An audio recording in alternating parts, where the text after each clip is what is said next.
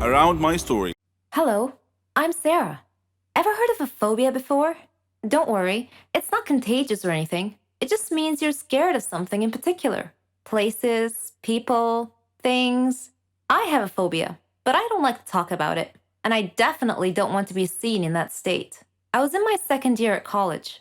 I had been very busy that semester because we had a lot of assignments, and it was fine. I mean, I liked studying and completing tasks, but I was never a nerd or a geek. No, I like to dress nicely too. I have my own fashion and style. It wasn't easy making friends though. There were two types of people at my school: smart nerds who couldn't care less how they dress, and complete airheads who dressed nice. I didn't fit in either one of those groups, so I basically kept to myself until one day I got assigned to do a task with a girl and a boy, Jane and Kyle. They didn't look nerdy at all, and I thought to myself, oh great, looks like I'll be doing all the work. But when we started talking about the project, they didn't just sit there or toss ridiculous retorts.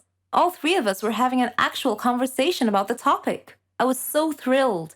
It finally seemed like I belonged somewhere. We became friends and did everything together. We could tell each other anything. Well, not everything.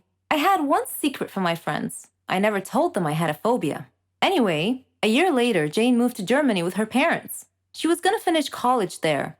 So it was just Kyle and I now. All through college, we were the best of friends. We even did our graduation project together. On graduation day, Kyle and I were supposed to go out for dinner. He wouldn't tell me where, said it was a surprise. And what a surprise it was. He had picked the highest tower in the whole city to eat dinner at the very top.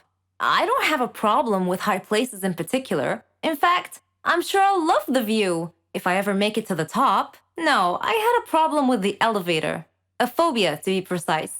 So we were standing at the base of the tower, and Kyle was happily listing all the great features and restaurants up there, but I didn't hear any of it. I was too busy fretting, frozen to the spot, desperately trying to find a way out of the situation. I couldn't say no to Kyle, who was all excited to go up the tower, so I clenched it in and tried my best to stay calm. We got in the elevator, and the doors shut. I couldn't control what came after that.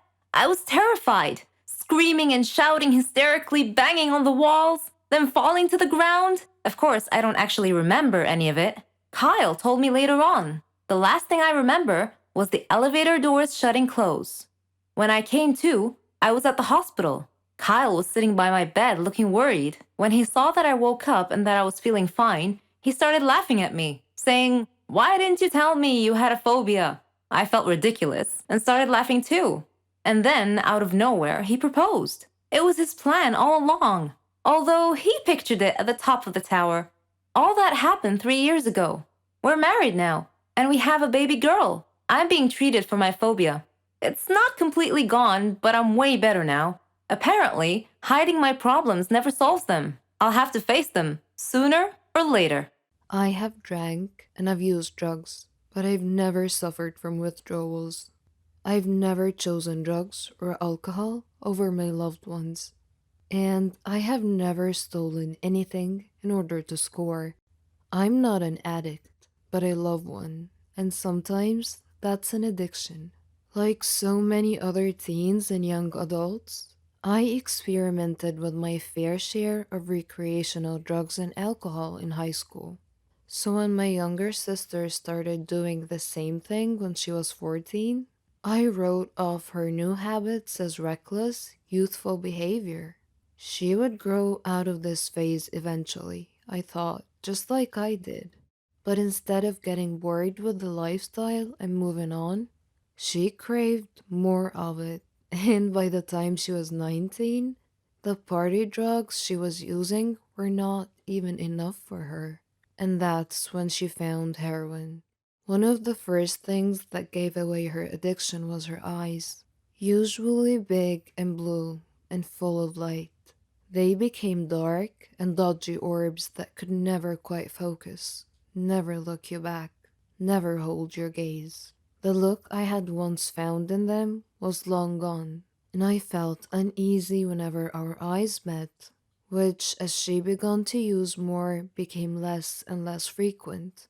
As drugs became a bigger part of her life, everything else became smaller, even me.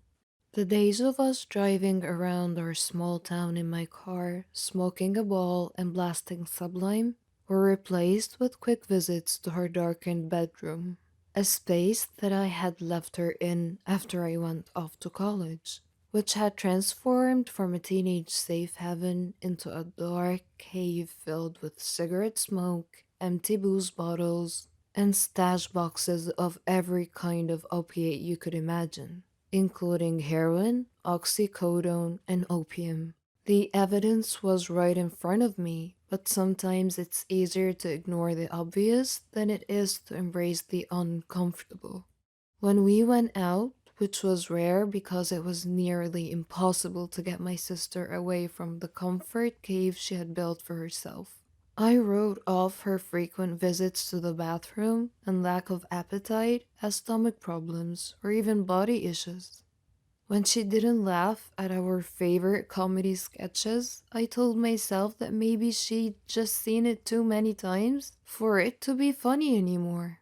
When she stayed up until 4 a.m. in the morning and slept until 3 p.m., and when she started wearing long clothes in 90-degree weather, when she couldn't hold a job, when she got her hands on money she couldn't explain, and when I actually found her stash in her purse when I was snooping one day, I just kept telling myself, she's young, she's rebelling, she'll move past this phase. I was 24 and living in Brooklyn when my 21-year-old sister called me and admitted it. Plainly and almost optimistically, she was an addict.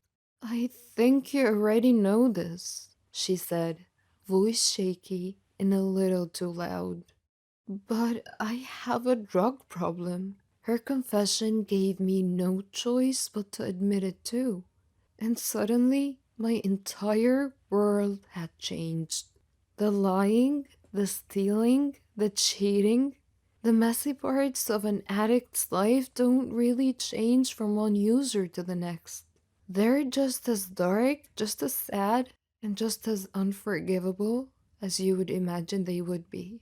And they're not worth the reliving and writing because I relive them every day in my own mind. Loving a drug addict is all consuming and inescapable. It's on your mind all the time. You become a husk of a human whose insides have been entirely replaced by anger, fear, and resentment, and suddenly those feelings start to bubble over into every part of your life. The little voices in your head start to tell you to be suspicious of everyone in your life. Because if this one person could betray you, if your loved one could steal from you,